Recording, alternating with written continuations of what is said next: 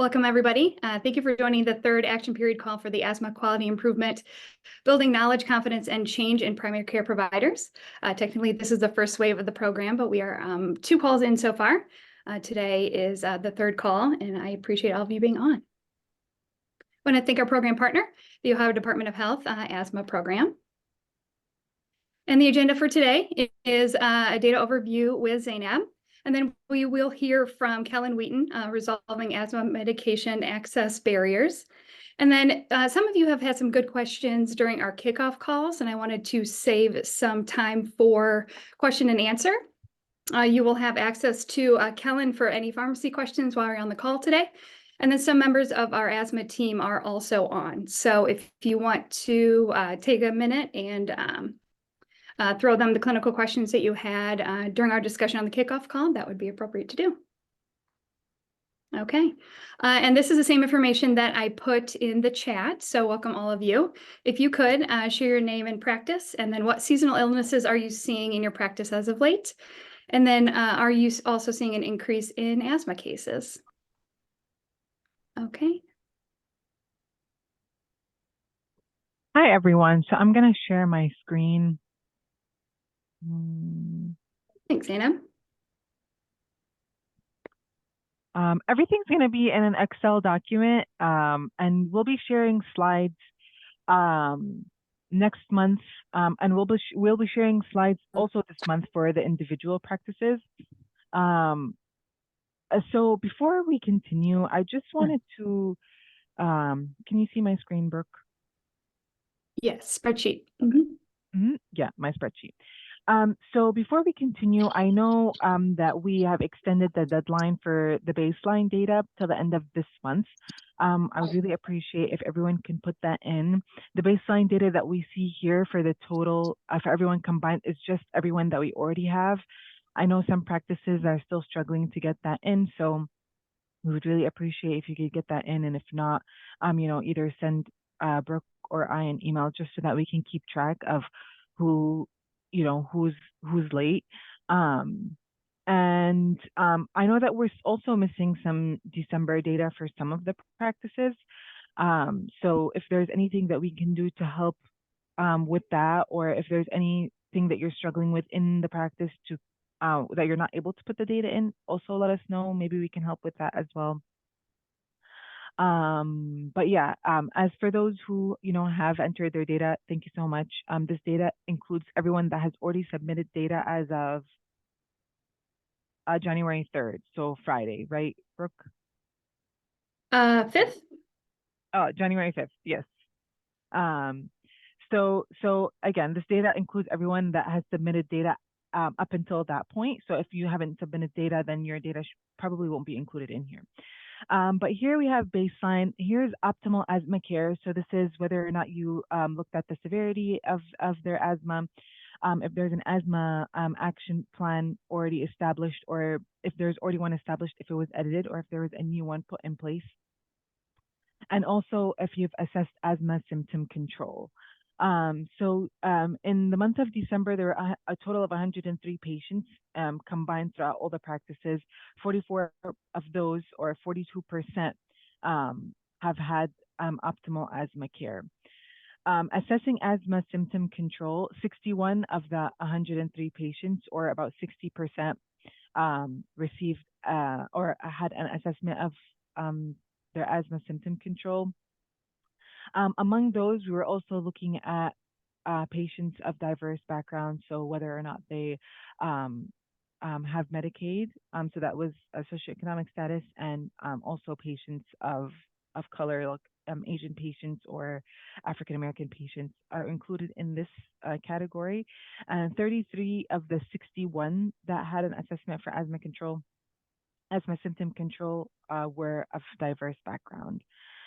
In terms of the asthma action plan, the majority, 90% of the patients that were seen had either a plan in place that was edited or a new plan that was put in place. Triggers for asthma, or environmental factors or triggers for asthma, again, 81 of the 103 patients were asked about those environmental triggers. In terms of self-management materials, I've noticed a trend with a few of our practices um, that not any handouts or any other self-management materials are being given to the patients. And again, it could be any materials that you have in your office prior or any materials that we've provided. Anything that can help improve the quality of life of the patient, anything that can help them manage their symptoms or even the severity of their symptoms would be super helpful for the patient. So this is a number that we're really hoping to see increase as we continue throughout the rest of data collection or the rest of the program. In terms of patients with persistent asthma, almost 100% are receiving controller medications. So 57 of the 59 patients.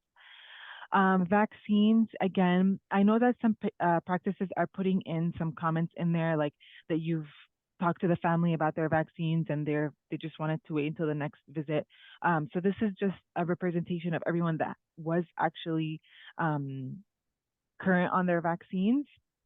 In terms of emergency department urgent care visits and hospitalizations, these are pretty low. We want to continue to keep them low and potentially get them up to zero, because if they have the self-management materials, as we mentioned before, and if they have an asthma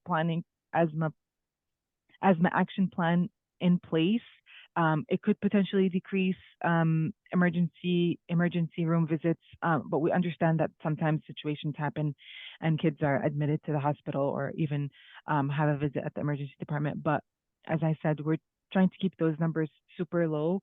Hospitalizations were under 2%, which is great. So thank you again for taking the time to submit that data. Again, if any practice is struggling to try and get their data in, please let us know in any way that we could help. And again, in terms of the baseline data, we have extended that to the end of the month. So it is very important for us to have that data just so that we can measure how our program has allowed you to improve care for asthma patients in your practice.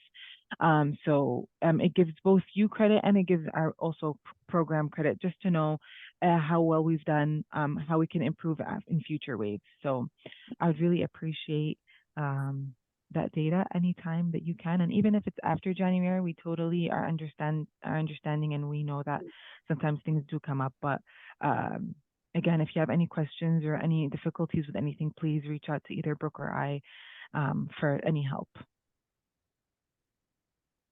Thanks, Zainab. I do want to acknowledge that there's been some good questions and good communication coming in from those of you who have a lot going on that have kind of a delay in the data submission, which is fine. We're going to keep that open dialogue, but anything data related, you can send me an email and I would be happy to get that to Zainab to answer your question. We have a raised hand. Yeah. Hi, this is Fariba Rezai from Cleveland Clinic, and I see that Zainab, you have several tabs for each practice. Yes. So my question is that, like, we're Pete Palm, and we already have all of this in our template. So yes. How do you compare this with the practices that do not have this in time? So do you have your data all together, or you? For me, yeah. Yeah, so this data that I just presented to you right now is data for everyone that has submitted the data so far. Each practice will also receive their individual data to see how they as a practice are doing for each of these metrics that we're collecting data on. And I know that some practices have multiple providers within the same practice, and we're also keeping note on if there are some physicians in a certain practice that are struggling with one of the metrics compared to the other metrics. So all of those will be sent to you. We're just waiting on a few other practices to be submitting their data. But if you have a need for your data, we can send that to you. We don't have to wait for other practices to have completed their data submission. But yeah, each practice will receive their own data that's only has the data that is specific to their own practice. Does that make sense? Oh, okay. I was thinking that you have planned for kind of publishing a manuscript or something on this. So that's what I was asking about. Next step, that how do you stratify the data that are coming from Pete Pulmonary versus the other practices? So I just didn't know what's the final Mhm. stage or goal on this. Yeah, yeah. Brooke, do you have anything? So for me personally, no, I'm not. This is not something that I'm going to publish. As for the AAP, we do create a final report to see, what the program results are. This data will be published in there, but not like individual practice level data. No, that's correct. The individual Mhm. practice level data will be shared with each of you on our practice coaching call. Right. So that is when we will get to the individual level review. And then in these calls, we'll do the aggregate review for everybody.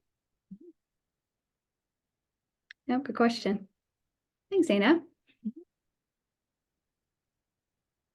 Okay, Thank you. if there are no additional questions for Zainab around data, Kellen, no hesitation. If you would like to share your screen, we'd be happy to hear from you. Thanks.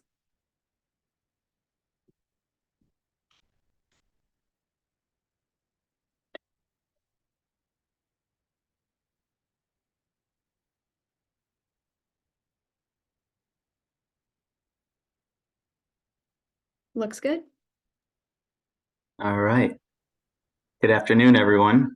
Thank you to the Ohio chapter of the AAP for inviting me to talk to you all today. I've been a pharmacist at Partners for Kids, an accountable care organization anchored to Nationwide Children's Hospital and Dayton Children's Hospital for about 4 years now. And one of the things I've definitely learned a lot about and become passionate about is trying to resolve asthma medication access barriers, particularly as it pertains to insurance barriers that you might encounter. And so I do appreciate the opportunity because I do get really excited to be able to share this information, these tools, these resources, and these tips to try to get medications into patients' hands as quickly as possible, and making sure it can be, medications that align with clinical guidelines as well. Also, if you have any questions along the way, please don't hesitate to ask. Happy to answer anything that comes up, and we'll have a Q&A session at the end as well. So just as a disclaimer, Partners for Kids members are enrolled in Managed Medicaid in Ohio. Therefore, many of the asthma coverage resources reviewed today are Ohio Medicaid focused, but I think you'll see that it can also be applied broadly to the general patient population as well. Several of these, and some of them we're creating right now that will be coming soon, are even geared a little bit more towards private pay in a way. So, but as it pertains to some of the coverage and whether a PA is required or not in the resources you're going to see, it is Ohio Medicaid focused. So hopefully after this, we'll be able to talk in a little more detail about barriers to asthma medication access, particularly as it pertains to insurance coverage.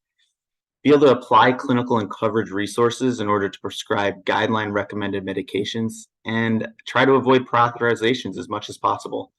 And we're going to narrow our focus a little bit on resolving PA barriers associated with single maintenance and reliever therapy. And I know this approach, released at the end of 2020 in the NHLBI guidelines, is a great opportunity in terms of the potential outcomes and reduction in exacerbations. But I know with a frustrating element of this is trying to get the medications through insurance and making it available to your patients. So we'll provide some tips on that as well. So just an overview of some common medication coverage barriers I'm sure you experience. Prior authorization required and being, put in the challenge of, do I try to pursue the PA, or is there another medication that's therapeutically equivalent and covered as well? Formulary changes are tricky. They change 1 month, it's Flovent, the next month it's Asthma-Nex. And keeping up to date on those formulary changes can be challenging. And also are another source of prior authorization requests, especially that you might not be expecting.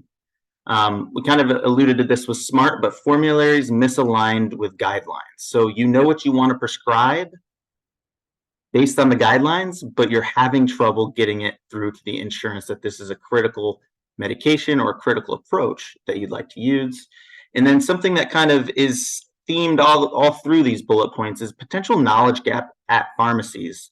So trying to make sure they are aware of what approach you're trying to use, and are able to resolve your coverage barriers, maybe without a prior authorization. So we'll talk a little bit about what barriers exist maybe at the pharmacy as well, and how that could help you think through how to get these medications covered quicker. So we'll touch on all of these things as it pertains to these barriers, and hopefully have some solutions for these topics. So we're going to start with a patient case, and it's very straightforward, and we're going to walk through it because although the concept is straightforward, an 8-year-old with mild persistent asthma starting on a controller inhaler, I think getting that medication in the patient's hands may not be as straightforward as you would like. And this will also touch on some current events that I'm sure you're dealing with right now. So we'll talk through a couple things on this topic. The first resource I want to talk about is an asthma prescribing guideline. So Partners for Kids developed several prescribing resources for providers that span a number of content areas. One of ours is an asthma prescribing resource. It is in a pathway format, and it really goes from diagnosis, treatment, to education and follow-up to help guide decision-making. To access it, it's at that link, partnersforkids.org/resources. Even if you're on your computer and type into Google Partners for Kids resources, it will take you to that page as well. And Brooke, will these slides be shared out with the group? Terrific. I'm getting a head nod. So you'll be able to access these as well. There'll be direct links to these too throughout. But if you type asthma in the search bar once you're to this website, you'll be able to see all the different asthma related prescribing resources, and that will bring up anything that's the most up to date as well. So if you bookmark that, you'll have the most recent version. So I'm just going to move on quickly. The kind of purpose of this isn't to go through this pathway in its entirety. It's a lot here. It's very robust. It's got a lot of links and access points. I encourage you to take a look at it and click around and see if there's anything you would use regularly in your practice. I want to focus in on the middle section here, which is the treatment section, just to illustrate how this pathway can be used to identify a recommended medication, dose, and frequency. So starting again with that 8-year-old with mild persistent asthma, this is really designed after the NHLBI step therapy guidelines. So you have your step therapies across the top from step 1 to 6, the severity of asthma below that, and then your ages down the left-hand side. So we've got that 8-year-old, and if we move from left to right, the recommendation is a daily low-dose inhaled corticosteroid and an as-needed short-acting beta agonist. These are just those preferred therapy options. We do directly link out to the NHLBI 2020 focused updates as well if you want something that's maybe an alternative therapy that's not listed in that preferred space. So everything in this section is clickable. So if you click on that box, it's going to take you to a medication chart. You've got an 8-year-old, so you're probably going to focus your attention into the metered dose inhalers that can be used with a spacer or a mask and spacer. And then, like I said, this is a Medicaid-focused document from a coverage perspective, and its Flovent is bolded, which means it's preferred, no PA required for Medicaid patients. And so you're going to move from left to right there and identify the dose and frequency of that particular medication. So that's how this resource is leveraged. And so that was step 1. You've reviewed a pathway, you know what you want to prescribe, and you feel pretty comfortable that that's going to be covered by the Medicaid plan. Well, you received a PA request from the pharmacy, so a curveball has been thrown in here. And if we ask this question of, does it really need a prior authorization, I'm going to introduce a second coverage resource that is more specific to coverages and not just specific to asthma, but has an asthma section. So our Unified Preferred Drug List for Ohio Medicaid plans is a resource that we take the large Ohio Medicaid UPDL and boil it down into the most common pediatric conditions that you might see in a primary care setting. And we identified if medications are covered or not covered in that document. We keep it updated quarterly to align when usual decisions are made in terms of formularies. So this is bookmarked by going to partnersforkids.org/resources, searching UPDL in the search bar. If you bookmark this resource, it will continue to be updated for you. And so you'll be always looking at the most up-to-date version. So when you check in the asthma section, you'll know that you're seeing information that is current. I do want to mention one thing because I recognize as I'm looking at this that this says central region. I mentioned in the beginning that we're anchored by Nationwide Children's and Dayton Children's Hospital. There's a central region version of these resources and a west region version of these resources. Content is extremely similar. You'll just see a Dayton Children's brand on one and a Nationwide Children's brand on another. So I don't want you to get confused when you see a couple different options there for you. So this is the table of contents broken down into those common conditions. And since we're interested in asthma, we're going to go to inhaled corticosteroids. And we're going to focus right in on the section that includes Flovent down here. So we have the Flovent HFA. You move over to the far right column is a check mark on the UPDL indicating that it's covered. Well, you'll note that we put some notations in this because Flovent HFA is brand preferred over the generic. And so in this particular circumstance, when you get a rejection for a medication, this is a good place to look to see if it's just a simple call to the pharmacy to ask them to process it for the generic, or sorry, for the brand name medication. By default, pharmacies are going to run this through for the generic for each new prescription. So that is why a lot of times if the pharmacy is not aware that the brand is covered, they run it through for the generic. It automatically might send a prior authorization request to your office, and then you're left to try to figure out why it needs a PA. So this is a good source to try to find some quick solutions to those problems.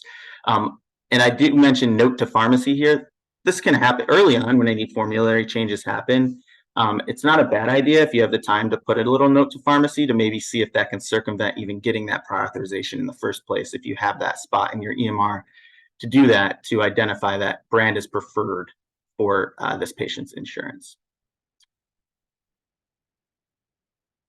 All right, so step 2, got that PA and looked and noted it was brand preferred over generic. Reached out to the pharmacy, asked them to run it through for the brand. It went through without a problem. Most of the time, PA crisis averted, but now we have a current event on our hands where brand name Flovent has been discontinued. So this was a December version of our unified preferred drug list, and there were some challenges with this brand name Flovent being discontinued because that's what's preferred by Medicaid patients. So let's go back to now the January version of our unified preferred drug list. So this is what you would see today if you went into our tool. And what you'll notice is I've removed the brand preferred designation on this medication. Because there's no brand in the marketplace, currently for Ohio Medicaid patients at the pharmacy, brand or generic will be covered without a prior authorization. You still might get a PA rejection. If a pharmacy is going to go and refill a medication they already have on file, it's very, very probable that they'll refill it for the same medication they got previously. And if that was a brand name Flovent, they're going to run it for brand name Flovent for that refill. And they might say, oh, we don't have that medication. I'm going to let the office know we're going to need a PA for the generic. But they haven't necessarily tried running the generic yet, because why would they? It's been brand preferred for now 1.5 years. That's ingrained. So that's an example of something that can happen right now in this current event situation that should resolve over time. And any new prescription will still get that generic medication run through first. So you shouldn't see a lot of issues as it pertains to the generic medication for new prescriptions. You might just be getting a little bit of leftover of pharmacies getting used to this new process. And something I'm not 100% on, and I can't share this yet, but there is another update expected on January 12th, where there will be a formal change to the Unified Preferred Drug List. This will happen as a result of the P&T meeting that's occurring this Wednesday, and they're going to make some decisions on coverage of inhaler medications due to the brand name Flovent being discontinued. I'm optimistic that you're going to see positive results for the Medicaid population, but again, another reason to bookmark this and keep coming back to it, because on Friday you might see some changes. Again, hopefully positive changes. So, and I do want to mention something about this particular topic, because although Flovent seems to be the first domino to maybe fall in this space, the question I ask here is, why were these inhalers discontinued to begin with? And understanding this might cause you to understand why this might be a problem moving forward, not just for brand name Flovent, but for other brand name medications. So I'll give this at a very high level. There was some changes to the Medicaid prescription drug rebate program that went into effect January 1st. The result of that is that manufacturers will need to pay more in drug rebates to Medicaid programs. There was a cap on that rebate amount, and that's now been removed. As a result, some manufacturers will stop making brand name medications from a profit perspective. They're not going to make as much, and they're actually going to be sending Medicaid more money than what they're actually selling the drug for. So these are some examples of why drugs might be discontinued in this space. The challenge is that Medicaid prefers brand name medications over generics because of the rebate structure, and they're in fact cheaper than generic medications to Medicaid plans. Because of this, I think this isn't the end of the challenges of medication access as it pertains to Medicaid patients. We'll do everything we can to keep working alongside Ohio Department of Medicaid to make sure the pediatric population is being considered when deciding what medications maybe they move to, because they could go to the generic, but probably a cheaper option for them would be pick another brand name medication, such as Asthma, where they get a deeper rebate than generic Flovent, and it's actually cheaper. So these are the decisions that have to be made at that plan level.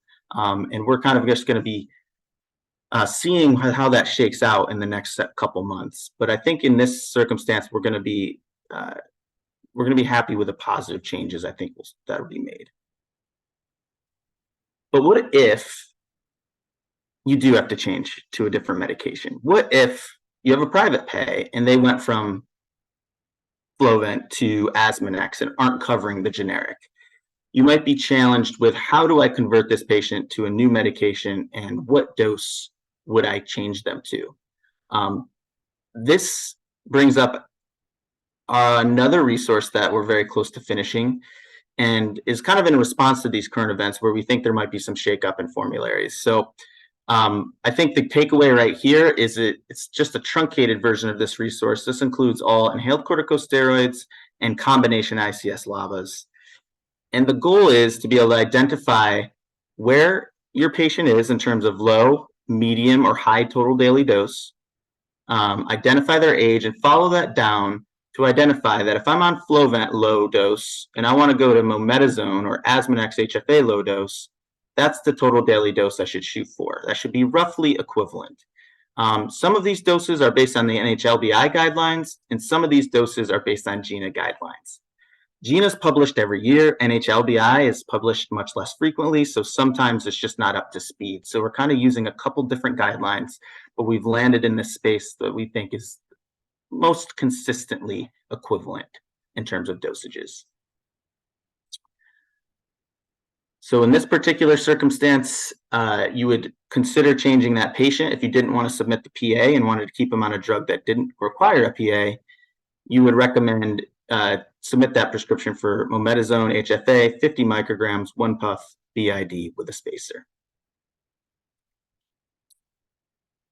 There's one more resource I wanted to touch on that kind of falls into a separate bucket. I kind of teased at this in the beginning, but this is really for underinsured or uninsured patients. Again, arriving soon, very soon. It might even be up this week, but it's an inhaler patient assistant programs document, which basically takes the medications for ICS LABA and ICS and breaks it down into which of these inhalers have copay cards available, how low could the copay potentially go based on income, are there any patient assistant programs available, and if so, how to access them.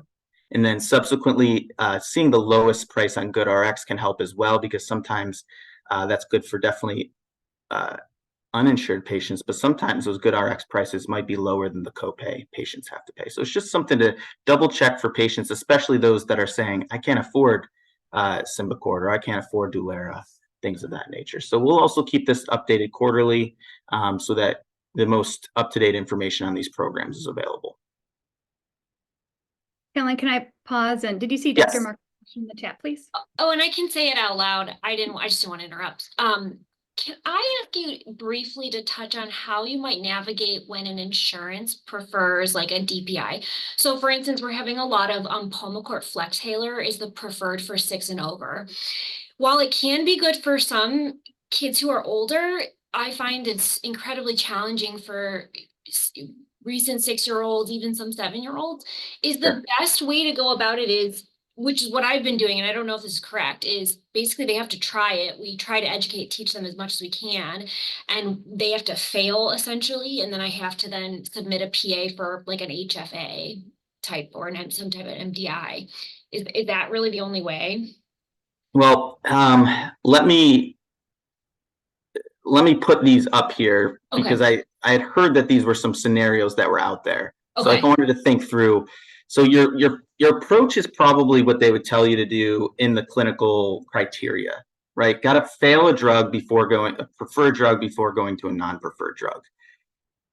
This is the challenge. I feel like in that circumstance, a frustrating situation occurred where they didn't maybe think about those patients that couldn't use the dry powdered inhaler. Even though it's FDA approved for some of these patients, the studies would tell you that the lung capacity may not be high enough to get that dose out of the inhaler, and their ability to use a technique successfully where they can't be guided with that spacer or guided with that mask and spacer. So to get a prior authorization approved, here are some recommended notations to put in your prior authorization language to make it very hard for them to say no. These are clinical pharmacists sitting on the other side of this. They're following a recipe, but they really do lean on guidelines and studies. And so if you have that equipped with you when you're submitting the PA, I think you're going to have success. I can't guarantee it, but I think this would be the best option unless they recognize through advocacy that pediatric patients shouldn't be using a dry powdered inhaler when they're 5, 6, or 7 years old. So for the patient less than 9 years old who needs to use a metered dose inhaler, I say clinical studies have shown that children less than 9 years old are not treated effectively with those breath actuated inhalers due to lung strength and technique required. Therefore, they need that metered dose inhaler with a spacer. Please approve. I have a study there that kind of summarizes that. And it's also documented in the bottom left-hand corner there. The other challenge you might face and might not feel comfortable with is treating somebody less than 5 with asthma next, if that's the preferred option, just because there's no guideline-based doses. So in this prior authorization request, I would submit that exactly, that Flovent's the only medication that has guideline-based dosing down to for patients less than 5 years old. Therefore, please approve based on the NHLBI 2007 guidelines. So again, another guideline recommendation that I think can try to nudge them in that direction. It's really frustrating that you're going to have to submit PAs for medication devices that are appropriate for pediatric population. But this is my best option, I think, right now to help these patients. No, this is great. Thank you. Terrific. Okay. All right, so let's talk a little bit about SMART and some of the insurance barriers you might be experiencing with that approach. So this time the 8-year-old has moderate persistent asthma. I like to come back to the PFK asthma pathway. So you've got the 8-year-old and you have daily moderate persistent asthma, so daily and as needed low dose inhaled corticosteroid with formoterol.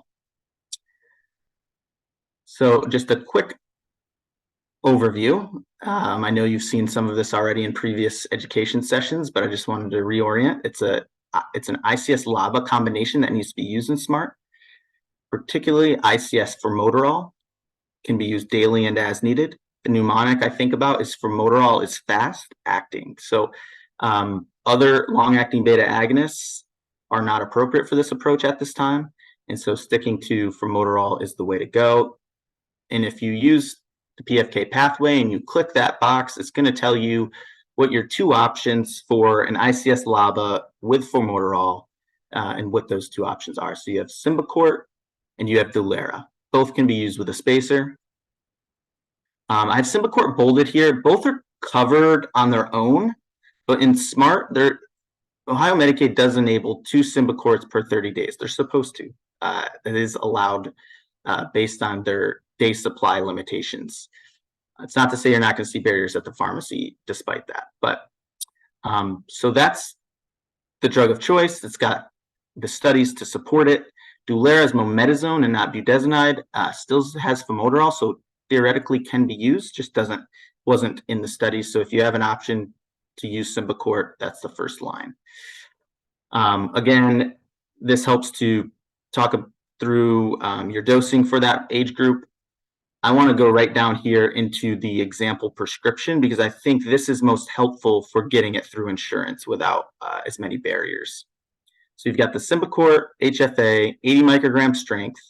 The directions here are very specific for a purpose. Inhale 2 puffs twice a day.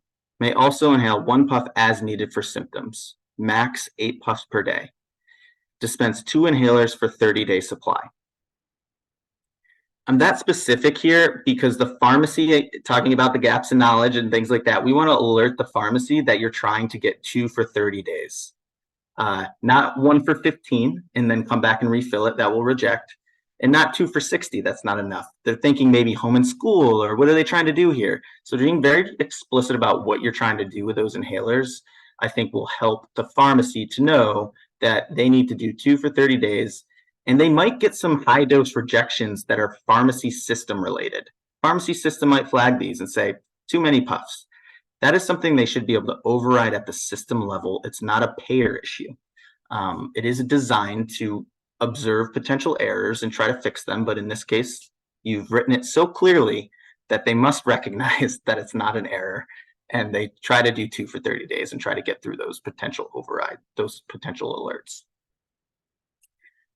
I can answer other questions if you have them on SMART, but I also really like this implementing SMART and asthma management resource down in the bottom left. They do a lot of FAQs in that resource because I think there's a lot of questions about how to implement this effectively beyond just payer situations. But I think the more it gets used, the more we can continue to have these conversations with payers and hopefully get to the point where everyone is recognizing that this approach will improve outcomes. And, you know, when we're looking at a value-based healthcare system to reduce costs associated with events and improve quality, that's the secret recipe. So hopefully with more, it will be a little bit of a battle though. And I hope that we can eventually get over the hurdles associated with payer resistance. If you do get a prior authorization necessary situation from a payer outside of Medicaid, this is just another recommended direction or PA documentation. So it's a moderate persistent asthma patient that needs 2 Symbicort inhalers for 30 days to use twice a day as a controller and as needed as a reliever. This approach aligns with national asthma guidelines and reduces exacerbations. So just kind of, again, anytime you throw guidelines in there, I think that should resonate with the individual that's reviewing this case. We have something in the chat from Dr. Obedo. Yes. Go over that now. Dr. Obedo, do you want to talk through this? Do you want me to read your statement? You could talk. Okay. With the push for inhaler rather than neb, could you tell us how many puffs of albuterol inhaler is equivalent to a neb treatment? It's a great question. So how many puffs of albuterol is equivalent to a neb treatment? The way that I've thought about this or that I've seen this is typically 4 puffs of albuterol is equivalent to a typical neb treatment. And so when you sometimes see that, when you sometimes see patients coming from inpatient to outpatient, it might say use 4 puffs as needed for the next 24 hours and then reduce to 2 puffs as needed every 4 hours. So I think that 4 puffs is the amount that is most closely related to an actual nebulized treatment. Thank you. Terrific. Great questions. I think it helps to tell families that too, because many families think that the neb works better, and they are pushing toward nebs, and we're always trying to move toward inhalers more for convenience and disinfectiveness. So I think That's an important piece so that you're not minimizing what families are noticing, but you can educate them that that's why they seem like they work differently. It's a really great point, and we've had this conversation recently because I think when I've had conversations with some community providers, a lot of patients might come in for that neb treatment because they think it's better, right? And you come into the office, and that's sometimes, a lot of times in the office, you're going to give a neb treatment for albuterol for asthma exacerbations. So they kind of connect those two events, like, oh, I had an exacerbation, I went to the office, they gave me a nebulizer, that's got to be better than my albuterol inhaler, meter dose inhaler. And I know it's hard for community practices to apply this guideline, but I know one thing that NCH is doing is using, the albuterol meter dose inhaler in clinic now, which I think probably helps to get that routine as just as effective as the nebulizer. And the only reason you're using nebulizer sometimes in the clinic is because that's what you have access to, and it's a little bit easier in that space. So that's one thing that's helped, but I agree with you in terms of the really emphasizing the education piece and making sure patients are aware that using an albuterol meter dose inhaler with the correct technique is going to be just as effective as that nebulizer. And you can even, leverage that other, that places are starting to use that, in clinic for exacerbations. So that's a good indication that people feel comfortable with that approach in those circumstances.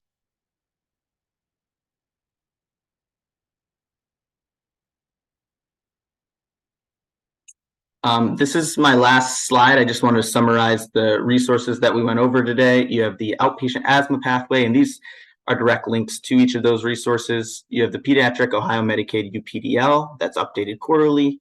New update coming very soon in terms of asthma medications. You've got the dose conversion table that can help switch between medications if needed as formularies are adjusting due to some of the current event landscapes that are happening in legislation. And then you have an inhaler patient assistance program resource that can also provide guidance for underinsured or uninsured. So there's been a couple good questions already. I'll open it up, I think, to more questions if we have time. And I also put my email here and want anybody on this call to feel comfortable emailing me directly about questions, about experiences you're having. We do learn a lot from community providers in terms of designing our resources and making sure we're staying current with some of the barriers and access issues you're experiencing. So if you think of it, send me an email whenever you're getting a routine problem. So especially associated with Medicaid patients. I feel like we do have some opportunities to work with our partners at managed care plans and Ohio Department of Medicaid to try to advocate for our pediatric patients. Alan, thank you so much. How the resources have grown. This is great. Yeah, they're trying. Yeah, currently the UPDL is linked to our asthma program website, but we will keep tabs on the new resources that are coming out. But yeah, like Kellen said, open it up to questions, pharmacy, or your clinical asthma questions from our kickoff calls. Kellen, I have a question. This is William Hardy. I'm at Cincinnati Children's. First of all, that was a wonderful talk. I could hear that again and again because there's so much, it applies so much to what we're doing. But the question I had for you specifically, I haven't gotten the practice of dispensing 2 inhalers when I prescribe, just because I always assume that the pharmacist or the pharmacy is just going to reject that. They won't give me 2 inhalers, but it sounds like maybe that's not the case. So I was just curious if you were maybe throw that out to the rest of the group. People are already dispensing 2 inhalers or requesting to dispense 2 inhalers, if that's working for you. So I'll give a quick comment on it, and then I'll open it up to the group because I'm very interested in if other people are trying it and what their success rate has been. So our outpatient pharmacy, the way I kind of work through some of these things is Nationwide Children's Outpatient Pharmacy. I kind of work with some test claims or talk through it with them and make sure it's working. When I advocated for 2 for 30 days for the Medicaid population, we got them to go through, but like I said, there were internal flags coming up because of a high dose. They were able to push through them at the pharmacy level and get 2 covered without submitting a prior authorization for that 30 days. But I do worry that that is an isolated pharmacy experience And I don't know if other community pharmacies are pushing through those alerts that are inherent in their system. And so they should be covered. We have experience with them being covered, but I don't know how ubiquitous it is. So I'm curious from the group if anyone wants to comment on that. I wrote it down in the comments, but after I started putting the wording, like very similar to what you did, I just put a version of like as indicated by the NHLBI 2020 asthma guidelines. I had far less pharmacy rejections or calls. I have had a couple in the last probably year, but it's dwindled, and it's mostly from pharmacies that are less within the greater Cleveland area and like more, I feel like they may see it less. But it's been pretty much better in the last year. I don't know about other people. Dr. Marco, do you get prior authorization rejections for 2 for 30 days? No. You're getting better results there. Okay. I mean, I'll ask my nurses unless they're doing something that I'm not aware of. But no, it goes through and I verify with families like at our next appointment. Did they give you 2? And they say yes. Oh, that's awesome. That's terrific to hear. Hi, this is Kahio Beto. I'm at Nationwide Children's in Toledo. So usually I've done 2, and I'll say 1 for home, 1 for school. And usually it goes through. I've had one patient come back and say, oh, they didn't get the 2. And then we checked with the pharmacy, and the pharmacy said, oh, they just didn't have it in stock or something. So it went through, even though I didn't write those wording saying the guidelines say this. I just said 1 for home and 1 for school. Great question and great comment. I think honestly, when we think about this approach in SMART, when you kind of review the studies in the literature, you might not very often need 2 per 30 days. So I'm wondering if in your circumstance, they're getting 2 inhalers, but that's probably being run for a 60-day supply, because that's what I would do for 1 for home, 1 for school, because then you have 2 locations, you're using it half the time or less. So I'm wondering if a 2 for 30 days, for 60 days, 1 for home, 1 for school, won't get you a refill the next month for 2 more if needed. Now, I don't think you'll need a refill next month for 2 more. I mean, based on the patients using this approach, they're really not using, that rescue that much. And it's 1 puff as needed, things like that. But I wonder, when I say that, do you know if the patient's having success the next month filling 2 additional inhalers? I'm not sure, but the thing is, if they get only 1, they have to leave it at school. So they have nothing to use at home. Yeah. You're making a great point of an implementation barrier to SMART, right? What do we do? So really, in our SBAT program, school-based asthma therapy program, NCH we've worked with Gainwell on this a couple times, the single pharmacy benefit manager for Ohio Medicaid. They need really 4 inhalers for a 60-day supply, right? They need 2 for home and 1 for home, 1 for school, but they need to be able to access that more frequently. So 2 for home and maybe 1 for school, for example. So they can have 1 at home, 1 with their caregiver, 1 for school. And so they do have success with that if there's an experience where they need that. Because to your point, if you only get 1 for home and 1 for school, and maybe they need 1 more additional inhaler in certain circumstances, or they run out of that 1 inhaler at home, they're going to need an additional inhaler before that 30 days is up. So I think it's a great barrier. We've had some success with that, but it's not perfect. Success with SMART protocol, dispensing 2 inhalers for a month. I don't know if you can hear me. Sorry, I'm having a hard time hearing you. Let me try to turn up my speakers.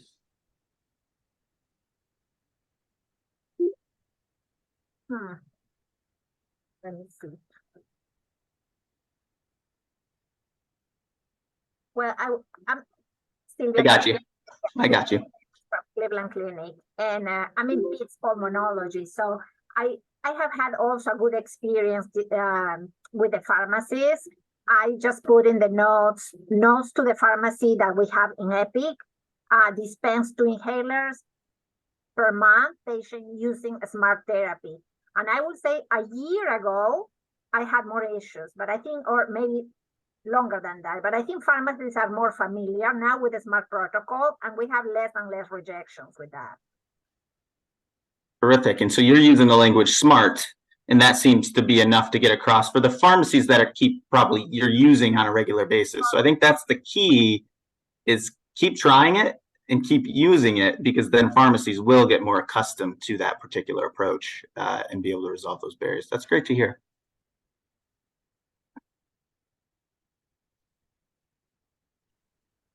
Helen, I'm also wondering about really decreasing access barriers for families, about signing them up for automatic renewals every month and having them sent to the house. You know, I have some families that are hesitant to have prescriptions sent because they might live in neighborhoods where they feel like their packages might be stolen from their porches. So I don't know if you have some thoughts on decreasing barriers, other ways with, again, mail order or that kind of other ways we can help decrease barriers. I don't, not off the top of my head. I mean, mail order can be a good thing, but if you're talking about challenges with the fidelity of that prescription once it arrives at the house, I think that's tricky.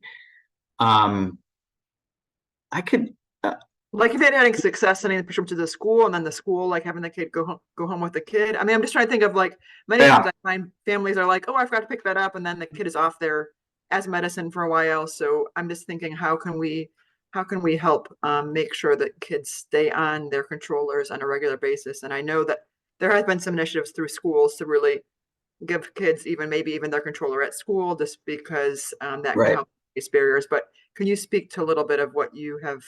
I know at Nationwide, you guys are doing a lot of stuff with school-based therapy too. Yeah, and the school-based asthma therapy has been doing it for a little while, and so they do, provide that controller and reliever at school, so they have access to that. But then they also deliver at home upon the requirement that the courier needs to get a signature, right? So that's kind of a way that I think they ensure that it gets into the hands of an adult that's responsible for that particular patient. But I think the school-based approach certainly has done well for these patients that maybe have a hard time getting into the pharmacy and barriers like that. The other thing too, that if they're a patient with Medicaid, there are a lot of transportation resources through the managed care plans that could assist patients to get to pharmacies to pick up their medications if transportation is a barrier. But I think there's opportunity to keep thinking through these barriers for patients that don't have the resources or the time maybe to get to the pharmacies in areas that don't have school-based programs set up. And so I think that's something good that we should be talking about with our Medicaid partners, and thinking through like what other options are there outside of transportation access through delivery services, but delivery services that are a little more reliable, or more partnerships with schools to do something like that. But school-based asthma program works really well. If you have access to one of those, that's terrific. If not, then I think it's about getting a little more creative, or setting one up with a pharmacy that is that you can trust and rely on to do a program like that. So if you have any interest in learning more about how the SBAT program was set up or anything of that nature, we can certainly, probe our group and see what that would take or something of that nature.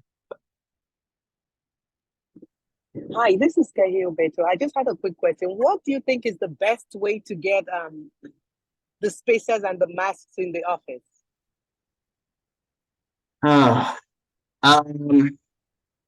In the And will office, you get reimbursed? The reimbursement rate's not very good. I can tell you that. That's kind of, I think, part of the challenge. Like, you can order them and try to bill them onto the medical benefit, but it's not ideal in terms of that reimbursement. I think it can be quite expensive. Does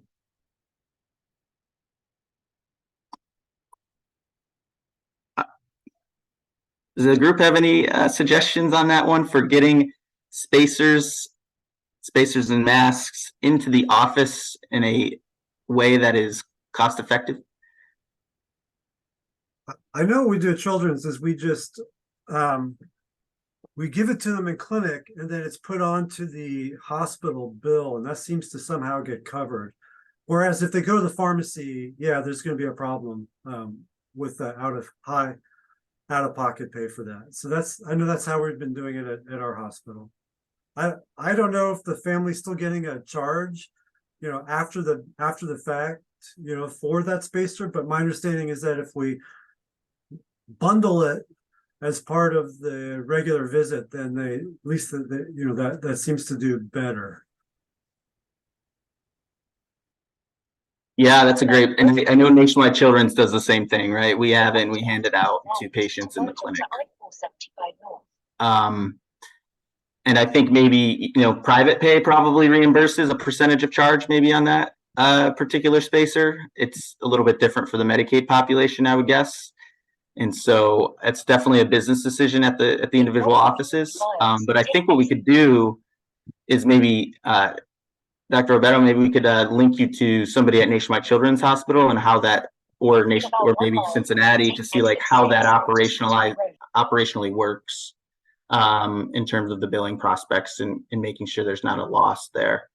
The pharmacy piece of it, right? For a private pay, you're going to probably have potentially some type of copay, but for Medicaid, you're going to get a spacer, at least one spacer a year covered.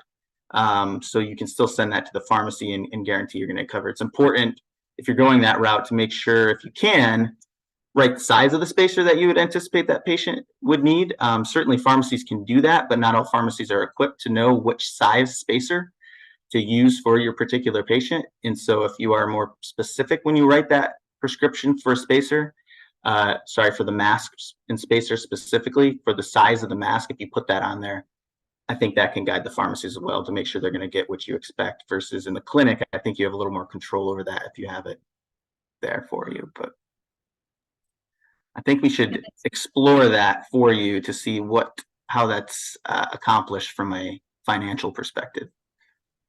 Okay, because we are actually part of Nationwide Children. Right. Our clinic is actually Nationwide Children, so maybe I'll talk to them over here and see if it's something we could purchase in the clinic and see if that will help. It's definitely going to help. Love being able to send a patient with a mask and spacer out of the clinic, right? Like that's ideal. But if you can't do that, there is still the pharmacy option. It's just a little less reliable in terms of making sure that patient actually gets it. But yes, it'd be interesting to find out what you hear when you try to get that in clinic. I hope you're successful. Okay, thanks. 1 minute, Susan, do we want to finish with you and your knowledge of practice purchase power?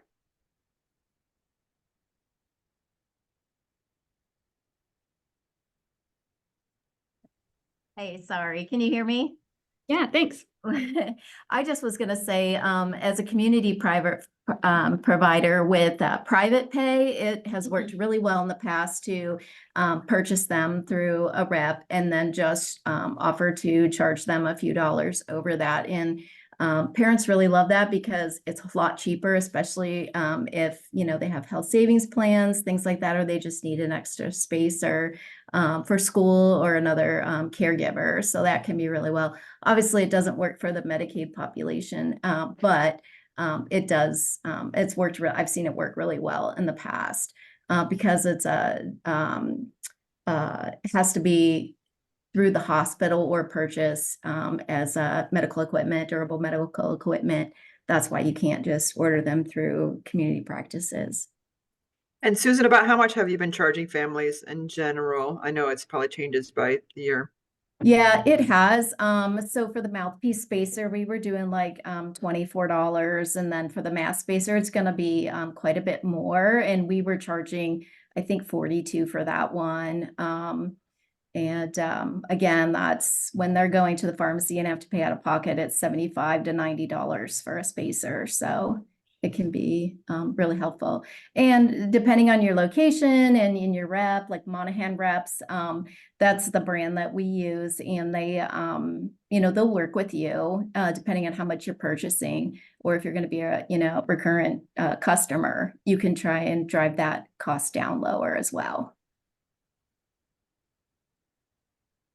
I will say that link with the Ohio Department of Health that you shared, we got on there and applied for that, and you can get 5 free spacers per type. So mouthpiece, the medium mask, and the large mask with those resources that they're offering. So I really enjoyed that you guys shared that.